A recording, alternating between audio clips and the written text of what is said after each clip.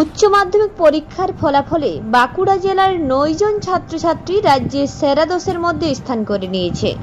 Bankura mission girls high স্কুলের ছাত্রী সুশাতি কুন্ডু এবং কেন্দুয়াডি বয়েজ হাই স্কুলের ছাত্র অঙ্কিত পাল দুজনে ৪৯২ নম্বর পেয়ে পঞ্চম স্থান অধিকার করে। ৪৯১ নম্বর পেয়ে ষষ্ঠ স্থান অধিকার করেছে বাঁকুড়া বঙ্গ বিদ্যালয়ের ছাত্র শুভদীপ সিং মহাপাত্র এবং ইন্দুপুর গোয়েঙ্কা হাই স্কুলের ছাত্র অনিমেষ লাই।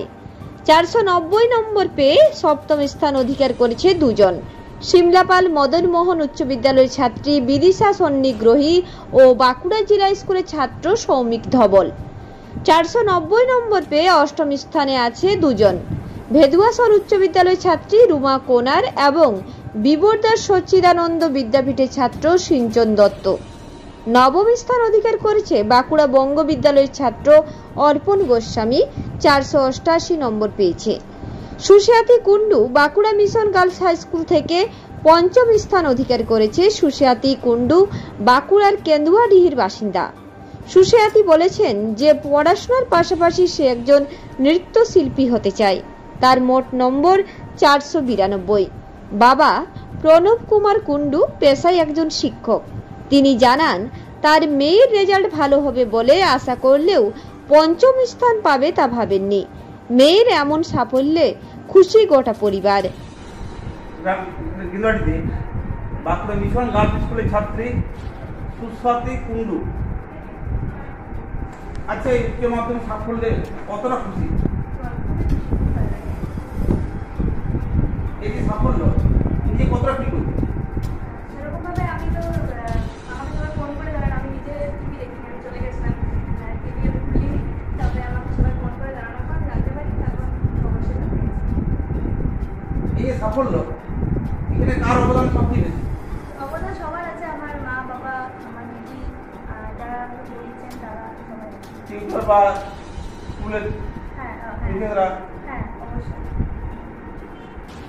এই সাফল্য তুমি কাকে সবথেকে বেশি?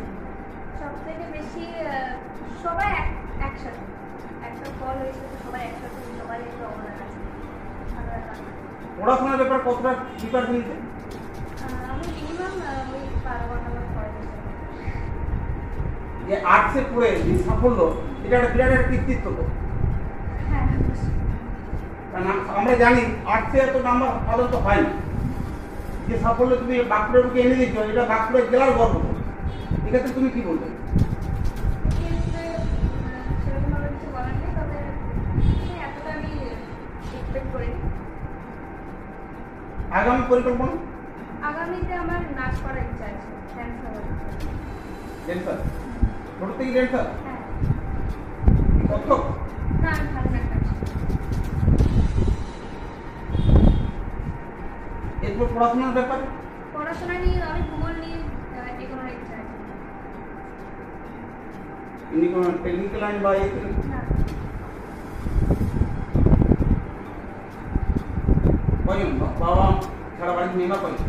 আমার বাবা মা আর তুমি নিজে? আমি। ধন্যবাদ। রাজ্যে পঞ্চম স্থান অধিকার করেছি আমার কেন্দুয়াডি হাই স্কুল থেকে। কেন্দুয়াডি হাই স্কুল কেমন লাগছে অনুভূতিটা? লাগছে খুবই ভালো। এখন তো মানে আসলে মানে পরীক্ষা ভালোই হয়েছিল, কিন্তু আমি এতটা নাম্বার কখনোই এক্সপেক্ট করিনি। আমি ভেবেছিলাম যে হয়তো ভালোই হবে, তো একেবারে যে রাজ্যের পঞ্চম, এটা আমার কাছে খুবই একটা দারুণ অনুভূতি। মানে যেটা এক্সপেক্ট করেছিলে তার থেকে বেশি হয়েছে না তার থেকে কম? অবশ্যই তার থেকে অনেক বেশি হয়েছে। তার থেকে অনেক বেশি। হ্যাঁ। পড়াশোনার পাশাপাশি তোমার বাবা বললেন যে তুমি কবিতা লিখতে পছন্দ করো, রাত 12টার সময় কবিতা লিখে, এই শখটা কিভাবে উৎপত্তি হলো? ওটা আসলে একবার হয়েছিল, বাকি এমনি কবিতা লিখতে ভালোবাসি অবশ্যই। আর প্রধান অনুপ্রেরণার কবিতা লেখার জন্য রবীন্দ্রনাথ ঠাকুর, আজকে যার জন্মদিন অবশ্যই, তার জন্মদিনের দিন এরকম রেজাল্ট। হ্যাঁ, সেটার জন্য তো আমি খুবই আপ্লুত। মানে এই এরকম একটা কোইন্সিডেন্স আমি মানে খুবই ভালো লাগছে। আরেকটা ব্যাপার, তুমি নাকি বাসে যখনই চড়ো তখনই কবিতা লেখো? হ্যাঁ, বাসে আসলে প্রকৃতি দেখতে দেখতে একটু ওরকম মনে হয় কবিতা লেখা। রবীন্দ্রনাথ ঠাকুরেরও কিন্তু এই অভ্যাসটা ছিল, প্রকৃতির মধ্যে তিনি কবিতা লিখতে ভালোবাসতেন, অন্যতম অনুপ্রেরণার মধ্যে। আচ্ছা, কি নিয়ে কবিতা লেখো মূলত? সাবজেক্ট বলতে কিছুটা সাবজেক্ট অ্যাকচুয়ালি, যেমন আমি কয়েকটা কবিতা লিখেছি, তার একটা নাম দিয়েছি কাল্পনিকা। মানে বুঝতে পারছেন, একটা মানে ওই টাইপের একটা কবিতা লেখার একটা ধাঁচ। আচ্ছা, হ্যাঁ। আচ্ছা, তো যারা পরবর্তীকালে পরীক্ষা দেবে উচ্চ মাধ্যমিক, বিশেষত যারা সায়েন্স নিয়ে দেবে, তাদেরকে তুমি কি বলবে? তাদেরকে বলবো যে প্রত্যেকটা বিষয়কে সমানভাবে গুরুত্ব দিয়ে চলতে হবে। কোনো একটাকে খুব বেশি ভালো লাগা তার মানেটাই হলো কোনো একটাকে একটু খারাপ লাগা, এই জিনিসটা কখনোই মানে চলবে না। প্রত্যেকটা সাবজেক্টকে সমানভাবে গুরুত্ব দিয়ে চলতে হবে। প্রত্যেকটা সাবজেক্টকে সমানভাবে গুরুত্ব দিয়ে তো চলতে হবে। হ্যাঁ। তোমার পড়াশোনার মধ্যে, প্রিপারেশনের মধ্যে ডিজিটাল বা মোবাইলের ব্যবহার বা ল্যাপটপের ব্যবহার কতটা ছিল? হ্যাঁ, করেছি অবশ্যই। কেননা এখনকার যুগটা যেমন হয়ে গেছে যে মোবাইল বা ল্যাপটপের একটা গুরুত্ব তো অবশ্যই আছে। সেটাকে খারাপভাবে ইউজ না করে ভালোভাবে যদি ইউজ করতে পারা যায় সেটা অবশ্যই লাভজনক সবার পক্ষেই। তো আমি আমার বিভিন্ন রকম কনসেপ্ট ক্লিয়ারের জন্য বা কোনো কোশ্চেন প্র্যাকটিস এসবের জন্য মোবাইল অবশ্যই ইউজ করতাম। কতক্ষণ পড়তাম সেরকম কোনো ফিক্সড শিডিউল ছিল না। যতক্ষণ ভালো লাগতো বা কোনো একটা চ্যাপ্টারে শুরু করলাম সেটা সম্বন্ধে যতক্ষণ না ভালো লাগলো যে আমার শেষ হলো ততক্ষণ আমি ছাড়তাম না। তাও দিনে একটা কোনো অ্যাভারেজ? দিনে অ্যাভারেজ টিউশন বা এগুলো বাদ দিলে 6 ঘন্টা 7 ঘন্টা এরকম হবে। এইচএস তো এটা তো একটা হলো, এরপরে লক্ষ্যটা কি? এইচএস তো একটা গেটওয়ে, তবে এটা কখনোই শেষ নয়। এরপরে মেন লক্ষ্য হলো আমার নিট ইউজি 2024, যেটা 5th মে হলো, সেটা আমি দিয়েছি। তো সেটার মাধ্যমে আমার ডাক্তার হওয়ার ইচ্ছে, চিকিৎসক হওয়ার ইচ্ছে রয়েছে। তোমার নাম? আমার নাম অঙ্কিত পাল। আচ্ছা, এছাড়া শুনলাম যে তুমি গুনগুন করে গান করতে খুব ভালোবাসো। হ্যাঁ, আসলে আমার বাবা অবসর সময় গান করেন, তো বাবার কাছ থেকে আমার কিছু গানের প্রতি ভালো লাগাটা শুরু। গুনগুন করতে গান করি, কিন্তু মানে সেভাবে গান কখনো শিখিনি, আর গান শুনতে খুবই ভালো লাগে। বাঁকুড়া থেকে মানিক কর্মকারী রিপোর্ট, রূপসী বাংলা মিডিয়া।